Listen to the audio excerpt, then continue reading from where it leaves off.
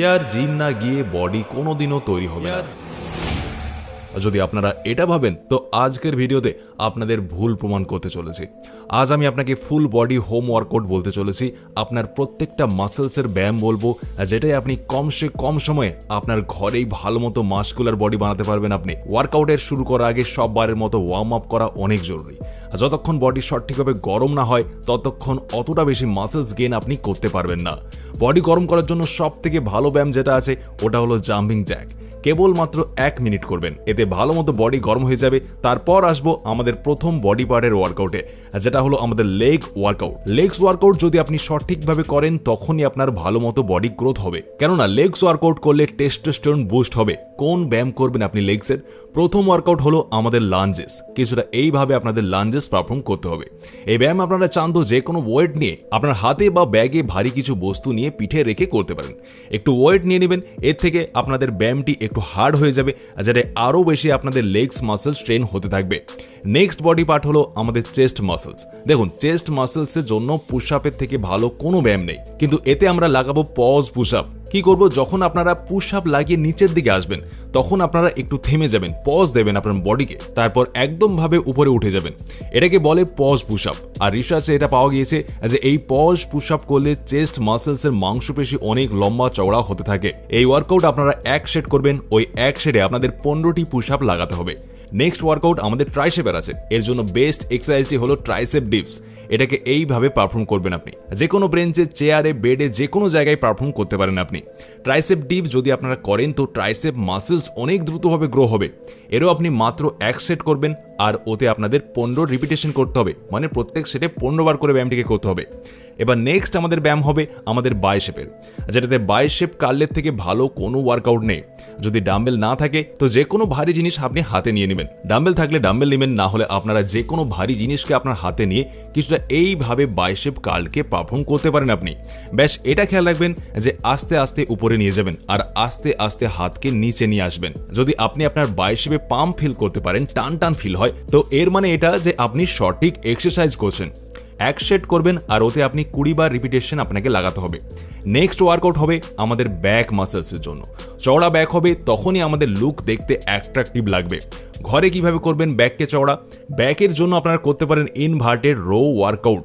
এইভাবেই টেবিলের নিচে, বেডের নিচে, যে কোনো ব্রেঞ্চের নিচে এইভাবে আসতে হবে আর এইভাবে টেনে ব্যাককে, মাসেলসকে এইভাবে টেবিলের নিচে, বেডের নিচে, যে কোনো ব্রেঞ্চের নিচে এইভাবে আসতে হবে আর এইভাবে টেনে ব্যাক মাসেলসকে উপরে নিয়ে যেতে হবে। এটাকে বলে ইনভার্টেড রো। এরও আপনারা কেবলমাত্র 1 সেট লাগাবেন, ওতে 20 বার রিপিটেশন আপনাদের লাগানোর চেষ্টা করতে হবে। এবার এখানে একটা সমস্যা দাঁড়ায়। অনেক ভাই বলে আমার সারাদিন সুস্তি, লো এনার্জি লাগে, বেশিক্ষণ ব্যায়ামই করতে পারি না বা ইচ্ছেই করে না ব্যায়াম করা। এর জন্য আপনি প্রতিদিন শিলাইত খাবেন, কারণ শিলাইত ক্লান্তিভাব দূর করায় অনেক সাহায্য করবে আপনার। কিন্তু সমস্যা হলো খাঁটি শিলাইত পাওয়া খুবই কঠিন। মার্কেটে থাকা বেশিরভাগ শিলাইত হেভি মেটাল দ্বারা দূষিত, যা শরীরের জন্য খুবই ক্ষতিকর। আরেকটা বড় সমস্যা হলো ভালো শিলাইত খুঁজে পেলেও ওটাকে নিয়মিত ডেইলি গরম পানিতে মিশিয়ে খাওয়াও একটা জ্বালা। এতে কি হয়, কিছুদিন পর অনেকে খাওয়াই ছেড়ে দেয় বা কনসিস্টেন্ট থাকতে পারে না কেউ। আর এই সমস্যাকে দেখেই আপনার আমাদের মতো আলসেমিদের জন্য ম্যানমেটার নিয়ে এসেছে ম্যানমেটার শিলাইত গামিজ। এতে আপনি হাইয়েস্ট কোয়ালিটির শিলাইত পেয়ে যাবেন। আর এর টেস্ট জানেন কেমন? খেতে একদম মিষ্টি তেঁতুলের স্বাদ।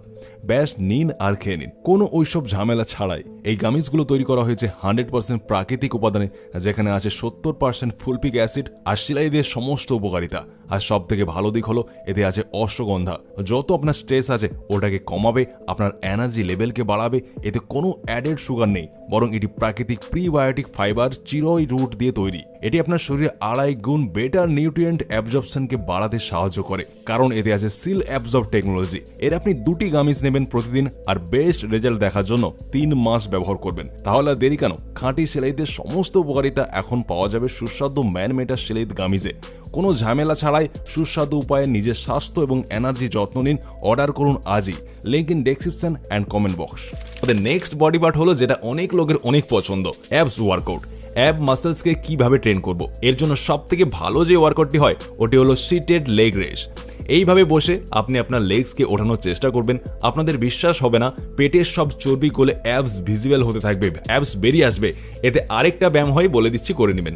মাউন্টেন ক্লাইম্বার, মাটিতে এইভাবে এসে মাউন্টেন ক্লাইম্বারকে পারফর্ম করতে হবে।